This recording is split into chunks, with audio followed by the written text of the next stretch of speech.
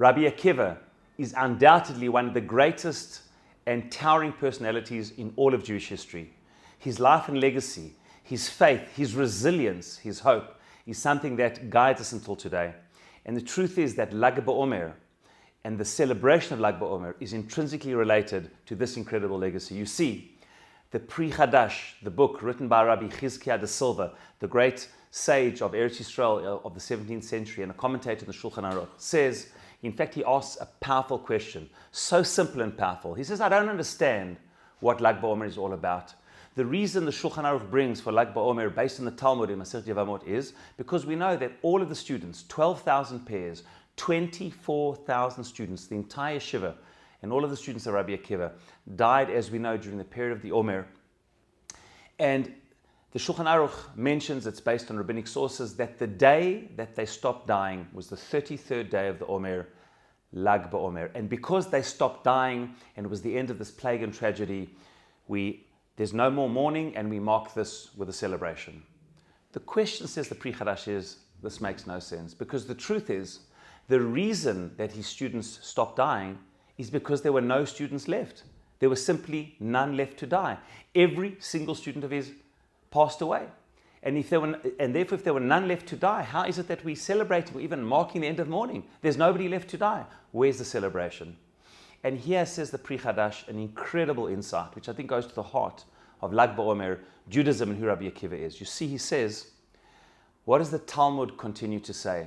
It says that after the 24,000 students of Rabbi Akiva died, immediately, it says that the world was shamein, the world was spiritually desolate, there was no more Torah, the great Rabbi Akiva students. And what did he do? Unflinchingly, it says, he went down to Rabotain Shebadarom, he went down south, and there he found 5 new students, amongst them those who would become the greatest sages of the Mishnah and Talmud, Rabbi Shimon Bar Yochai, Rabbi Yehuda, and Rabbi Meir, who wrote the Mishnah. And what did he do? He immediately found 5 new students and rebuilt the whole Torah world.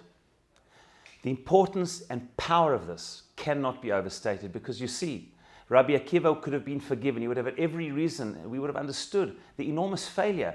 Rabbi Akiva himself didn't grow up as a Talmid Chacham. Only at the age of 40 he began learning. He could have been forgiven to say, you know what, I dedicated the last decades of my life to Torah study and teaching, and I'm a failure. Every single one of my students died. Not only that, the reason they passed away, according to the sages, was that they didn't respect each other and didn't love each other enough. And this is the same Rabbi Akiva who taught the great principle of the Torah, V'ahavta re'acha kamocha. He could have seen himself as a failure. All of these students didn't follow in his way. All of them died. He could have decided there and then that the tragedy, the difficulty is too much. And what did he do? He simply, with incredible resilience, no deflation, no dejection, continued with his core mission, went down south, rebuilt the Torah world, and boy, oh boy, did he succeed in what became the foundations of both the revealed and mystical sides of the Torah. Resilience. You see, the one thing of the many things to learn from Rabbi Akiva is how a person always has the free choice to choose how they view what happens to them.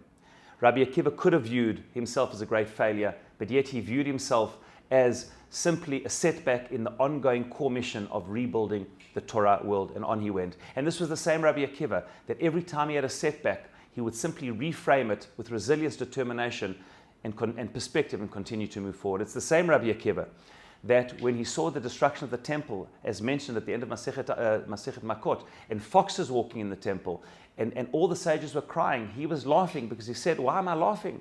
He said, I'm laughing because if the foxes roaming in the desolate temple, as prophesied by the sages, happened to the T, then so will the incredible rebuilding. And in this negativity and khurban, I see the seeds of redemption that the sages themselves had prophesied. And so too, in every juncture of his life, time and time again, Rabbi Akiva was able to reframe the most horrific and difficult and challenging experience in one where you simply view it positively, with faith, with hope, keep going and keep rebuilding. And that is the flame of Torah of Lag BaOmer, the flame of our faith, of our belief, of our hope, that no matter what, no matter how much despair and darkness, we just keep going, we keep building. And Bezrat Hashem, through the legacy of Rabbi Akiva and the great teaching of Judaism, all Bezrat Hashem is not only good, it will be even better.